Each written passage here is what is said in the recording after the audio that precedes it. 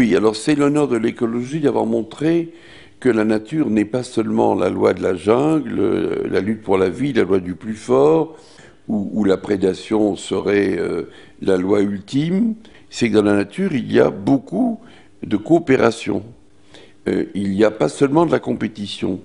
Il y a ces coopérations étroites qu'on appelle les symbioses, lorsque deux êtres vivent en commun, étroitement reliés et se rendant service mutuellement. Il y a ce qu'on appelle le mutualisme, ce qu'on appelle le commensalisme. Il y a aussi le fait que le plus fort n'est pas toujours celui qu'on croit. Ceux qu'on pense être les faibles parce qu'ils sont petits sont sans doute plus forts que les grands. Comparons les bactéries aux dinosaures.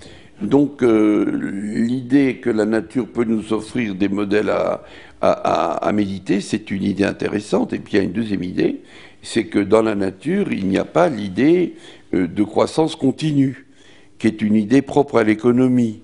L'économie nous amène à penser qu'il faut qu'il y ait une croissance perpétuelle, ce qui est impossible dans un monde dont les ressources sont limitées. Ce n'est pas du tout le cas dans la nature. Aucun arbre ne monte jusqu'au ciel, évidemment. La nature, c'est l'idée d'équilibre. C'est une autre idée.